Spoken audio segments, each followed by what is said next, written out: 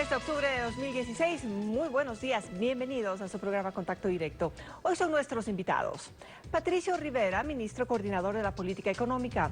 Los indicadores económicos con un ligero crecimiento del PIB muestran señales de alivio en la contracción al final del primer semestre de 2016.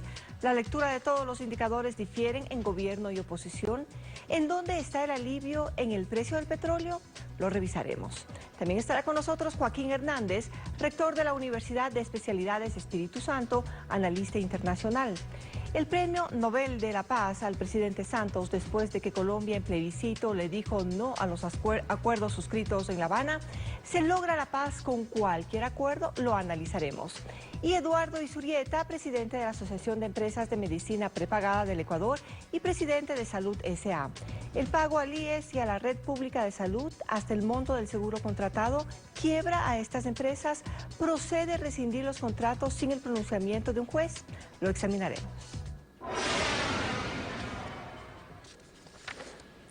El vicepresidente Jorge Glass y el secretario jurídico de la presidencia, Alexis Mera, denunciaron la existencia de una red de corrupción en Petroecuador, la principal empresa del Estado. Veamos. Personas en las que depositamos nuestra confianza, no solamente nos traicionaron, sino traicionaron a todo el pueblo ecuatoriano. Corresponde pedir disculpas. Así, el vicepresidente de la República, Jorge Glass, reconoció la tarde de este miércoles que una red de corrupción operó en Petroecuador. El secretario jurídico de la presidencia, Alexis Mera, informó que dueños de empresas privadas en paraísos fiscales entregaban coimas al exgerente de la estatal petrolera, Alex Bravo. Pero ya no se puede hablar de un caso aislado. También se vincula al exministro de Hidrocarburos, Carlos Pareja Yannuzeli, a su asesor y a familiares. En total, aparecen en los documentos de Panamá que han llegado depósitos a favor del señor Bravo de más de 12 millones de dólares. Y hay depósitos, y esto es lo más doloroso para nosotros porque no vamos a reconocer que ha sido un compañero de gobierno, de más de $1 millón al señor Carlos Pareja Yannuzeli. Alfredo, ¿cómo estás? Buenos días. Buenos días, Gaby. Buenos días a todos. Esta situación evidencia inacción de la oposición, fusión de acusador, juez y acusado y una subcultura de impunidad. El artículo 120 de la Constitución, numeral 9, ordena que la Asamblea tendrá el deber de fiscalizar a las funciones ejecutiva, electoral y de transparencia y control social, es decir, al Consejo de Participación Ciudadana que sustituyó a la Comisión Cívica Anticorrupción y al fiscal general encargado de judicializar la corrupción. Es notorio que la oposición no ejerce este deber en el caso de los papeles de Panamá y de la red de corrupción en Petroecuador. Voceros de oposición han afirmado que si se pregunta al pueblo qué es más importante, su empleo o la fiscalización, dicen que su empleo. Pero eso no es lo que deben preguntar las encuestas para justificar su inacción, pues solo un débil mental contestaría lo contrario. Han dicho también que están temerosos por lo que ocurrió al asambleísta Clever Jiménez, que fue despojado de su curul. Pero si sienten miedo, que renuncien, porque el pueblo los eligió y les paga un sueldo para que fiscalicen ahora quién es el jefe de la banda en Petroecuador. En cuanto a la fusión de denunciante, acusador, juez y acusado, que puede ir de formular cargos que no incluyen peculado, hasta permitir que los acusados vuelen al exterior a gozar del botín. Esto se debe a la metida de mano de la justicia a través del Consejo de Participación Ciudadana, que ha entregado los entes de control a adherentes al mismo partido político y no ha cumplido su obligación de comisión anticorrupción. Esto únicamente lo extirpará una asamblea constituyente, pero ningún candidato de oposición lo propone. Y en cuanto a la subcultura de impunidad, tenemos medios de comunicación que no cumplen el artículo 22, inciso 4 de la Ley de Comunicación que ordena información veraz que contenga datos cualitativos, nombres, parentesco, función, cargo, actividad o cualquier otro que establezca conexidad de las personas con los hechos narrados, pues reproducen boletines de prensa de Fiscalía, Contraloría y Policía que omiten nombres completos de los presuntos delincuentes. Este manto protector favorece a malos servidores judiciales y a anónimos peculadores, narcotraficantes y sicarios.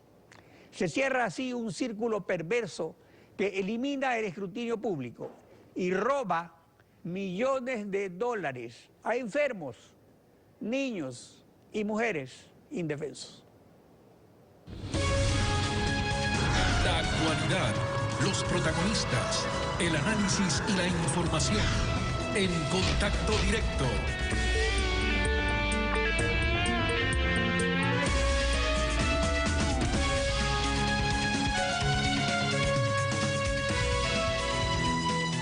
Los indicadores económicos del primer semestre, según estadísticas del Banco Central, señalan una leve mejoría con un crecimiento de 0.6% en el segundo trimestre de ese semestre.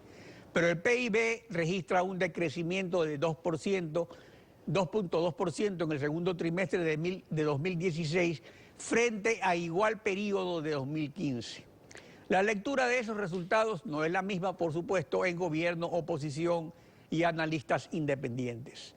Hoy los analizaremos con Patricio Rivera, ministro coordinador de la política económica. Buenos días, bienvenido a Contacto Directo. Buenos días, Alfredo, buenos días a la ciudadanía. La coyuntura económica está mejorando, hay claras muestras de eso y me permitiría comentar varias cosas. Primero, el IES tiene una base de datos de afiliación que muestra cuántas personas se afilian a la Seguridad Social. El número de afiliados había venido cayendo durante todo el primer semestre y algunos al inicio del segundo semestre. La ventaja en este momento es que estamos recuperando afiliaciones. 11.400 nuevas afiliaciones al IES se dieron solo en el mes de agosto. Está cambiando en este momento la tendencia, se está empezando a generar nuevamente empleo formal en Ecuador, lo cual es una excelente noticia. Ahora, de acuerdo a las estadísticas del Central, este crecimiento se sustenta básicamente en un crecimiento del 5% en las exportaciones gracias al mejoramiento del precio del crudo y por una elevación del 1.6% en el consumo del gobierno, debido al endeudamiento externo, ya que las recaudaciones fiscales han bajado. ¿Es esto saludable para la economía o son factores aleatorios que no muestran una real recuperación? ¿Cuál es el valor que tienen estas señales?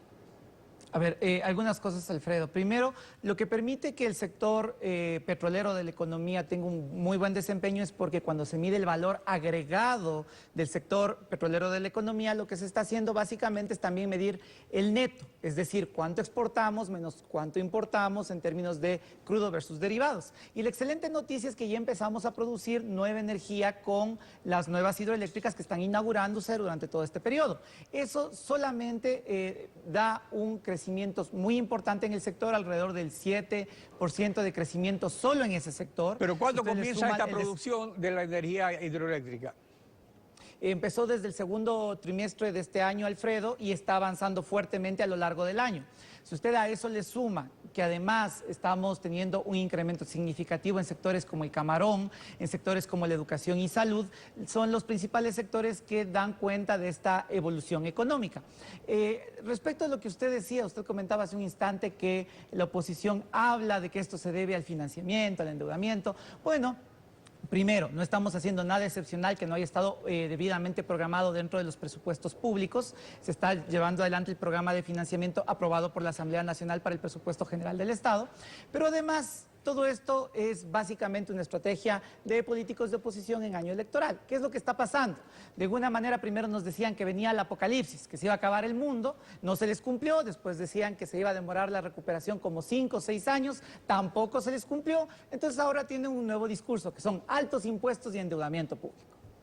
Otros componentes del PIB a la baja, como consumo de los hogares, inversión, así como importaciones reprimidas por las sobretasas arancelarias, recaudación tributaria, inflación también, y empleo, pintan otro panorama de contracción. ¿Se puede realmente hablar de recuperación o solo de alivio de la crisis en temporada electoral? Afortunadamente, Alfredo, los indicadores son sólidos. Para que usted tenga una idea, hemos recuperado 2.650 millones en depósitos en la banca en los últimos 10 meses, más de 600 millones de dólares en crédito desde la banca en los últimos 7 meses, y estamos trabajando en varios sectores. Como usted sabe, hubo un superávit comercial en el segundo, un superávit en la balanza de pagos, en las transacciones con el exterior, de aproximadamente 860 millones de dólares en el segundo trimestre, lo que implica que entraron más dólares de los que salieron, y eso ayuda muchísimo a la liquidez de la economía. Alfredo, lo que está haciendo la derecha en este momento, lo que está haciendo la oposición, es tratando de legitimar un discurso donde quieren decir que es necesario el plan económico de la derecha, que es justamente este que tengo en mis manos, que se le ha titulado Consenso Ecuador, pero que más bien parece el Consenso de Washington del año 1989. ¿Qué se propone aquí? ¿Qué está proponiendo la derecha para el país? Nos están proponiendo básicamente menos impuestos para Guillermo Lasso, pero más impuestos para la clase media. Segundo, precarización laboral. Y tercero, volver a los paquetazos del FMI. En este libro, en este capítulo, Pablo Arosemena, pupilo de Guillermo Lasso, nos está diciendo claramente, vamos a una tasa impositiva plana, flat, como le dicen, de impuesto a... ¿Pero qué, impuesto a la renta. ¿A los aranceles o qué? Porque ellos hablaron de eso. Al impuesto a la renta. A la me ayudan, renta. por favor, con la cámara. Lo que están diciendo básicamente, repito nuevamente, Pablo Arosemena, pupilo de Guillermo Lasso, nos dice aquí, hay que poner una tasa plana al impuesto a la renta de entre el 20% que luego irá bajando al 15%. ¿Esto qué implica? Que una persona como Guillermo Lasso va a pagar menos de la mitad de lo que hoy paga en impuesto a la renta.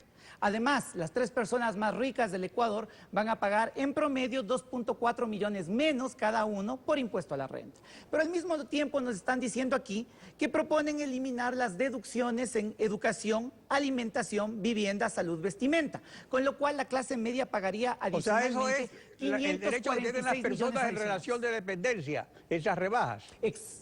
Exactamente, lo que hace la clase media cuando se descuenta alimentación, vivienda, educación, salud, vestimenta, con esta eliminación que ellos proponen, lo que van a hacer es que paguen 546 millones de dólares más en impuesto a la renta la clase media.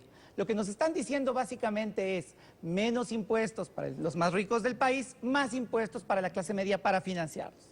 Además, Alfredo, nos están hablando entre las propuestas de esto, si me permiten en la cámara, por favor. Están proponiendo claramente regresar a la precarización laboral y que se limite el excesivo proteccionismo a las mujeres embarazadas, a los discapacitados, a las personas en actividad sindical, a los adultos mayores y a los grupos LGBTI. Bueno, en todo caso, esas son es la propuesta. Propuestas electorales y el pueblo tendrá que decidir por quién vota, porque actualmente hay una situación que preocupa y es la falta de respaldo líquido a las reservas de libre disponibilidad por el crecimiento de los créditos del Banco Central al gobierno, utilizando los excedentes de liquidez que tenían esas reservas. Al respecto, Alfredo Vergara, ex superintendente de bancos, y Fausto Ortiz, ex ministro de Finanzas, señalaron lo siguiente. Veamos.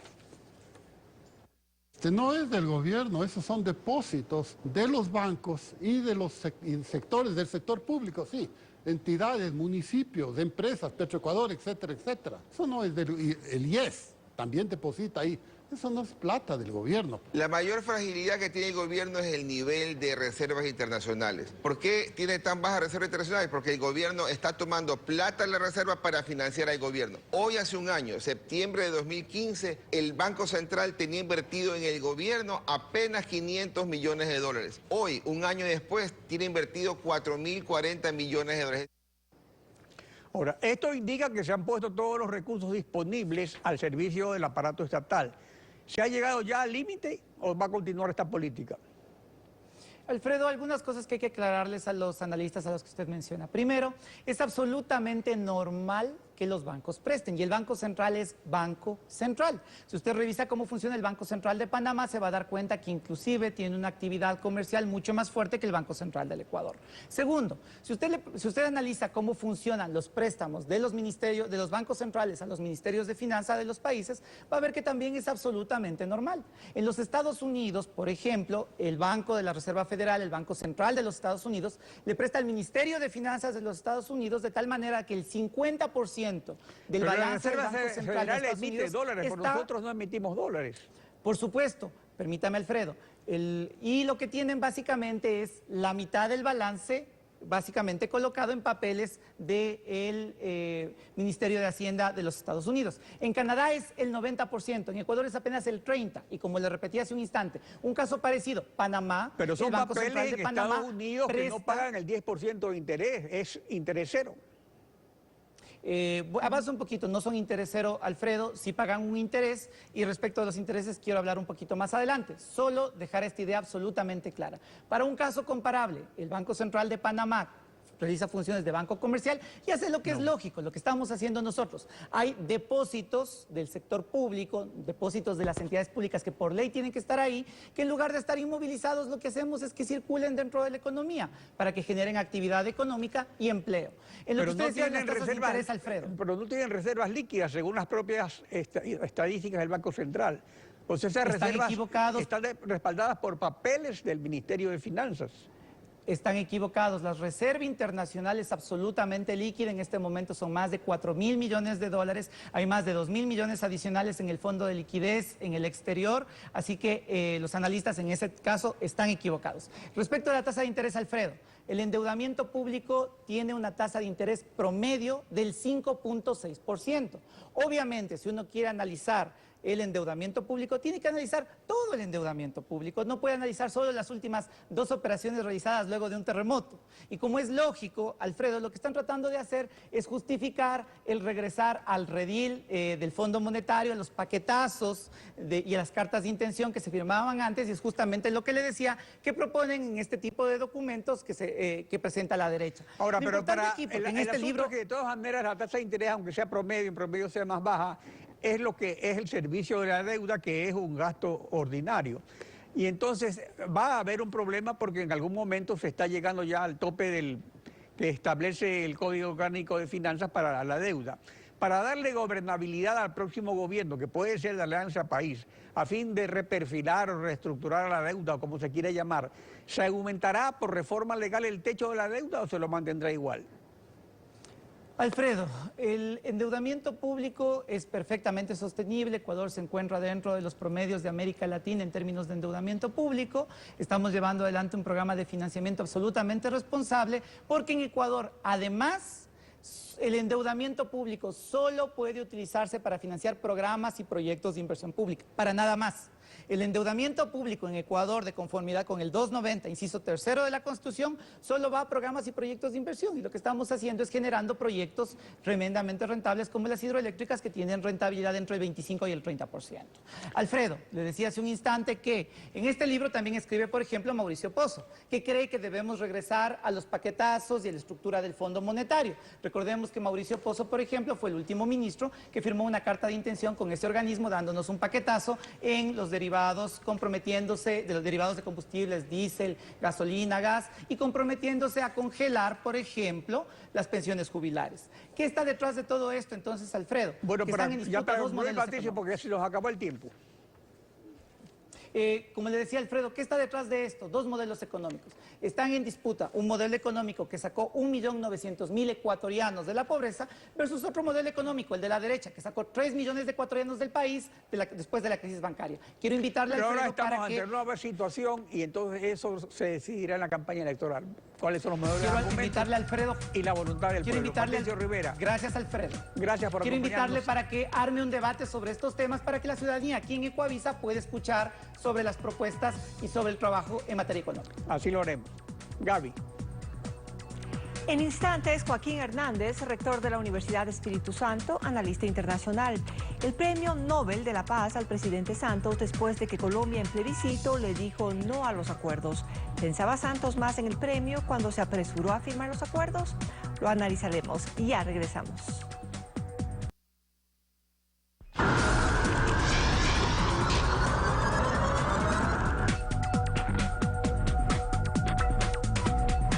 Saludamos al doctor Joaquín Hernández, rector de la Universidad de Espíritu Santo y analista internacional. Buenos días. Buenos días. Muchas gracias por esta invitación y saludos a todos. Doctor, el presidente Juan Manuel Santos ganó el Premio Nobel de la Paz por una paz no firmada tras un plebiscito donde se impuso el no, desautorizando así el acuerdo negociado por Santos. A eso se suma un índice de absentismo del 63%. ¿Cómo valorar el premio cuando realmente no hay una paz vigente? Bueno, yo creo que la explicación más certera de la concesión de ese premio es que en este caso la Academia Noruega, que fue la que manejó este asunto, consideró de que la paz todavía en Colombia era posible y que esto era una especie de balón de oxígeno que se le daba al presidente Santos para que logre consumar el proyecto que está pues en una situación de crisis, ¿no? Como muy bien titulaba la revista Semana de Colombia hace 15 días, ¿y ahora qué? Entre signos de interrogación es la pregunta de lo que viene. Entonces, este premio fue concedido como un apoyo, como un balón de oxígeno, porque se le pudo haber dado a los cascos azules en Siria o a los rescatistas de Grecia, que son tan importantes y con una labor tan meritoria. Pero definitivamente, ahora, doctor, solamente, sí, no nos olvidemos que Noruega es uno de los garantes de los acuerdos de paz de Colombia. Así es. Ahora, un editorial del periódico digital El Español dice: en el caso del Nobel de la Paz a Santos, estamos ante un error histórico porque nos encontramos con un premio incongruente con aquello que teóricamente se propone defender. Lo valioso no es la paz, sino que ésta se ajusta y acorde a los valores democráticos. ¿Es un error de quienes organizan este premio? Algunas veces controvertido, como cuando lo recibió Henry Kissinger o también Barack Obama, e implicaría el descrédito al Nobel de la Paz. Pues mucho de la opinión colombiana sobre este tema tan específico así lo considera. Piensa que fue prematuro haberle concedido y hay los antecedentes que usted señala. En cambio, a Gandhi nunca se le dio el Premio Nobel de la Paz. Entonces, es prematuro porque puede suceder que si el presidente Santos no logra llegar a este acuerdo con toda la ciudadanía colombiana, ese Premio Nobel quede, como dicen en Bogotá, solamente para tenerlo en su casa. ¿O le hacemos caso más bien a lo que dijo el expresidente de Uruguay, José Mujica? Es preferible una paz mal negociada a una guerra victoriosa, tomando en cuenta que la guerra ha costado la vida de 220.000 personas tras 50 años de conflicto. Esa es una visión ideológica sesgada. Yo creo que, en primer lugar, las personas que votaron por el no estaban pidiendo que la guerra continúe. Lo que pasa es, como me decía un taxista en Medellín, que ellos no están de acuerdo con ese acuerdo de paz específico. Y de lo que se trata es de cambiar las condiciones del acuerdo. Porque hay muchas cuestiones que están en la mente y en el imaginario de los colombianos. Y una de estas cuestiones que más pesó fue precisamente el peligro de que Colombia se convierta en una Venezuela. Hay un dato que es muy interesante que señala Mauricio Vargas en El Tiempo, en su editorial. Carteles que decían: vota por la paz, Timochenko presidente, y que fueron retirados por orden del Consejo Electoral. Es decir, los colombianos o sectores colombianos estaban muy preocupados de que los guerrilleros lleguen al poder y pongan la misma receta que sus amigos venezolanos, y que obviamente sería la destrucción de Colombia. Bueno, y justamente uno de los motivos por los que el pueblo colombiano votó contra los acuerdos de paz es la impunidad garantizada de quienes han estado en conflicto. ¿Se podrá lograr un acuerdo a futuro sin impunidad para alcanzar la paz definitiva en Colombia? ¿De qué depende? Bueno, yo creo que depende de un diálogo bastante complejo, pero que ya está iniciado. Esta mañana he visto las 5 propuestas que el expresidente Álvaro Uribe ha hecho, donde él limita esta cuestión de las exenciones penales a los soldados rasos, a los guerrilleros rasos, pero no a los que han cometido lo que se llama delitos atroces. Entonces, yo creo que este es un importantísimo diálogo que se tiene que armar, y en ese sentido creo que estamos ante una de las manifestaciones más importantes de la democracia en el mundo, porque aquí están tomando parte todos los actores. Ahora revisemos, doctor, un comunicado de las FARC. En su página web, el 7 de octubre, señalan: el Premio Nobel de la Paz ha sido otorgado al presidente Juan Manuel Santos y al pueblo colombiano. nos congratula que el Comité del Premio Nobel otorgue este reconocimiento al acuerdo de paz que se construyó durante 6 años de arduo trabajo y aseguran que contribuirá a afianzar la paz. Pero escuchemos lo que dijo el líder máximo de las FARC, Rodrigo Londoño, alias Timochenko, en días pasados cuando fue consultado por un periodista sobre el conflicto armado. ¿Usted estaría dispuesto a decir a las víctimas de... Pero es que cuando uno pide perdón es porque se arrepintió de haber hecho algo. Yo no me estoy arrepintiendo de haber hecho lo que haya hecho. Lo que he hecho, el de ser guerrillero a esta altura de la vida, y lo sigo siendo. Si yo me arrepiento de eso, soy inconsecuente con mis convicciones. Que en determinado momento analicemos un hecho en el contexto en que se dio y decimos, hombre, ahí cometimos un error, nos equivocamos en la decisión que tomamos. Eso es distinto. Creo que precisamente... ¿Cuál es entonces la meta? Sí, justamente le quería preguntar, ¿cuál es entonces la meta de la guerrilla que no está arrepentida de sus actos terroristas? Bueno, este es uno de los factores que posibilitaron el triunfo del no. Insisto de nuevo, es muy interesante escuchar a los colombianos directamente y no solo a los sectores gubernamentales o académicos.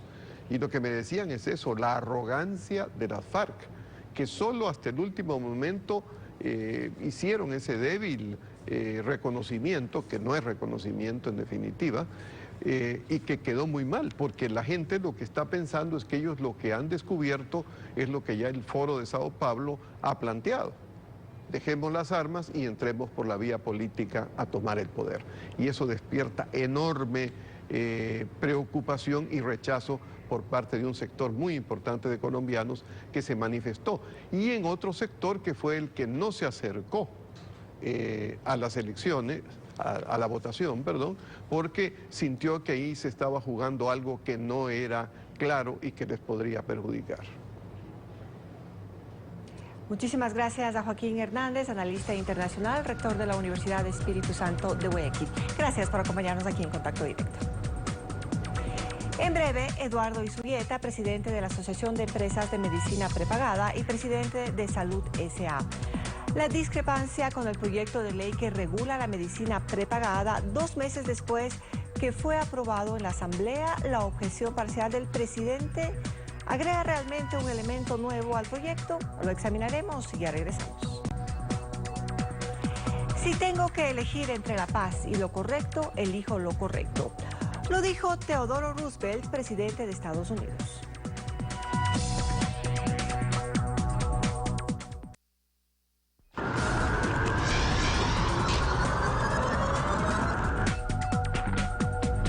El 11 de agosto, hace 2 meses, la Asamblea Nacional aprobó el proyecto de ley de medicina prepagada, cuya 5ª disposición general establece que el valor de las prestaciones de salud pagado por instituciones de la red pública de salud a establecimientos privados por atención a pacientes que sean titulares, afiliados, dependientes, usuarios, asegurados o beneficiarios de compañías que financian servicios de salud prepagada o de seguros que ofertan asistencia médica, será reembolsado obligatoriamente por esas compañías a la institución de la red que haya sufragado dicho pago hasta el monto de lo contratado en el respectivo contrato.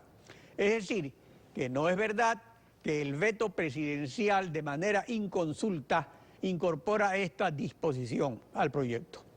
Está con nosotros Eduardo Izurieta, presidente de la Asociación de Empresas de Medicina Prepagada y presidente de Salud S.A. Buenos días, bienvenido a Contacto Directo. Buenos días, Alfredo, muchas gracias por la invitación. El fundamento legal para que Salud haya notificado la terminación unilateral de los contratos a sus usuarios es la fuerza mayor de la nueva ley, porque eso está contemplado como fuerza mayor, pero según el Código Civil sería imprescindible que esa fuerza mayor le impida a Salud cumplir sus contratos y que eso se demuestre. ¿Se necesita para ello una autorización judicial para la terminación del contrato o la solución sería subir primas? Bueno, yo estoy aquí en mi calidad de presidente de la Asociación de Empresas de Medicina Prepagada, pero para contestar su pregunta, que es una decisión de la empresa que dirijo, pues con gusto lo hago en esa condición. Nosotros hemos tomado esta decisión responsable con nuestros clientes, con nuestros empleados, y con la comunidad en general, ya que la nueva regulación hace inviable la actividad económica que nosotros nos dedicamos de la manera tradicional. Por esa razón hemos tenido que tomar esta durísima decisión, ya que es producto de 23 años de trabajo captar esa base de clientes para poder ofrecerles a ellos nuevas opciones de cobertura enmarcados en el nuevo entorno regulatorio. Sin embargo, más allá de esta decisión de Salud S.A., que obviamente cumple con todos los requisitos legales, yo quisiera referirme a que la nueva regulación es económicamente inviable, no solo para las empresas de medicina prepagada, sino sobre todo para el IES, debido a que yo quisiera, por favor, si me permiten enseñar este documento.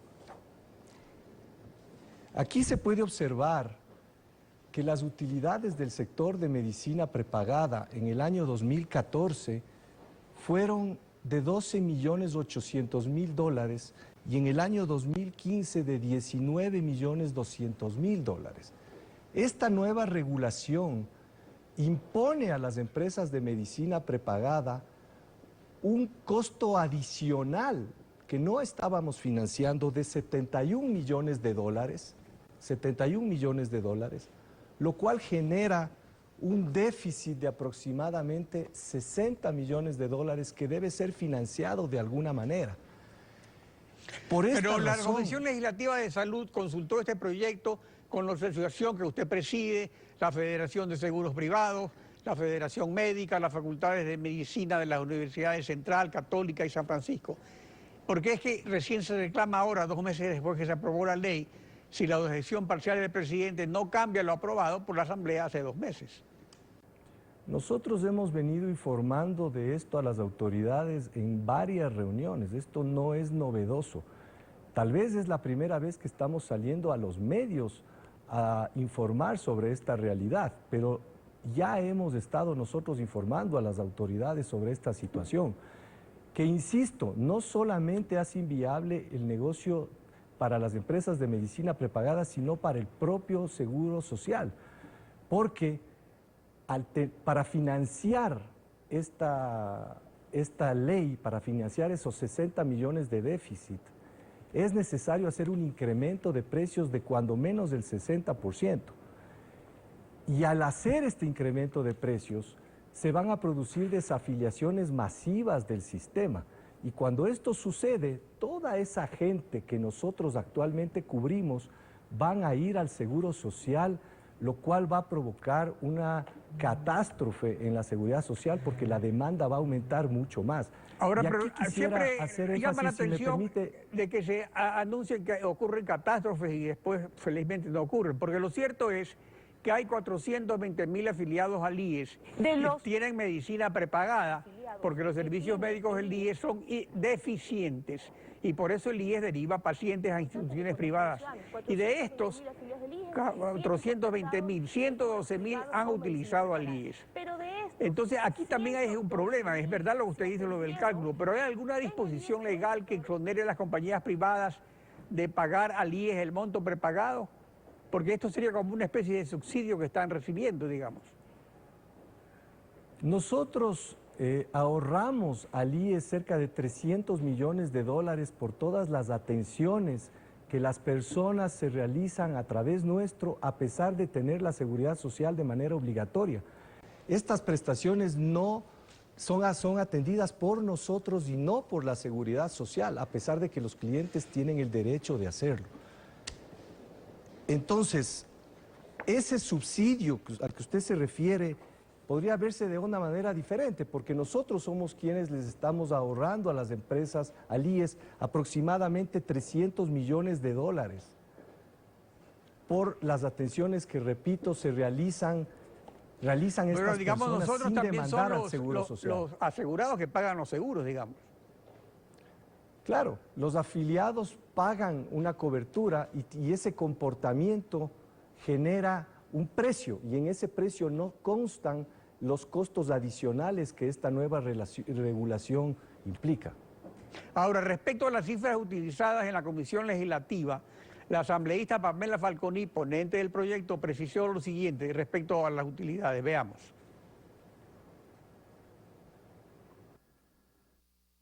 Pero ¿a qué hace referencia en el numeral 4, en este cuadro que presentan? Aquí hablan de ingresos prestacionales. Por ejemplo, empresas como Salud, Medicina Prepagada, tuvo ingresos prestacionales por más de 149 millones de dólares con gastos prestacionales por 88 millones. Aquí no estamos hablando de utilidades netas. Esta es la gran confusión que están haciendo las empresas de Medicina Prepagada. La asambleísta afirma que estos estudios fueron presentados o exhibidos posteriormente al proyecto de medicina prepagada cuando se tramitó el proyecto urgente de incentivos tributarios y que no se refiere a las utilidades. ¿Es esto cierto? En el informe que enseña el asambleísta se habla claramente de que las utilidades del sector son de 221 millones, lo cual no es cierto. Entonces, lamentablemente, nos suponemos que se está basando en esa información para imponer una regulación que tiene un costo de 70 millones de dólares. Entonces, así como están las cosas, digamos, ¿cuál sería la solución? Porque ya la comisión se allanó al veto, o sea que eso va a ser ley en pocos días. Bueno, esa es una pregunta. Nosotros confiamos que las autoridades analicen esta situación de manera objetiva y se propongan soluciones, porque si no se proponen soluciones, todos van a ser afectados. Como he dicho, no solamente las empresas de medicina prepagada, no solamente el IES, sino también toda la cadena de valor que mueve las empresas de medicina prepagada, hospitales, clínicas, consultas médicas, laboratorios, etcétera. Todos se van a ver afectados. Y también el usuario, y aquí le pido que me permita poner un ejemplo cómo el usuario se ve afectado, no solamente por un potencial incremento de su precio, sino también porque imaginemos un usuario que obligatoriamente paga el 20% de su salario al Seguro Social y decide voluntariamente contratar un plan de medicina prepagada, digamos que por $5,000, y este usuario administra las dos coberturas libremente, porque por las dos coberturas paga. Entonces, supongamos que este usuario, este trabajador, decide que va a utilizar su plan de medicina prepagada para todas las consultas médicas, exámenes de laboratorio, hospitalizaciones que requieran urgencia de atención, medicinas, etcétera, y decide usar la seguridad social cuando requiera de una hospitalización programada que no requiere ser tratada con urgencia. Con la nueva ley, cuando este trabajador opte por la solución del IES, necesite una atención por una cirugía programada, el valor de la cirugía, que digamos que puede ser de $5,000, va a ser trasladado a su empresa de medicina prepagada. Y cuando esta persona necesite una consulta médica urgente, un examen de laboratorio, lamentablemente no va a tener cupo porque ya se habrá consumido como consecuencia de la nueva ley. ¿Es esto justo para el usuario? Bueno, lo que no es justo es que va a tener que pagar más, así como se presentan las cosas. Pero hay personas también que son afiliadas al seguro, que tienen seguros privados y que no van nunca al seguro porque están mal el seguro. Exactamente, por eso digo, existen 300 millones de dólares que consumen esas personas a través nuestro y que no demandan prestaciones del IES a pesar de que pagan obligatoriamente su contribución. Entonces, sí es importante que se haga un análisis general sobre esto porque los afectados son muchos. En efecto, así es y ojalá que se alcance una solución. Eduardo Zurrieta, gracias por su participación en Contacto Directo. Muchas gracias. Aquí concluimos. Que todos tengan un buen inicio de semana. Mañana continuamos rayando la desinformación en Contacto Directo.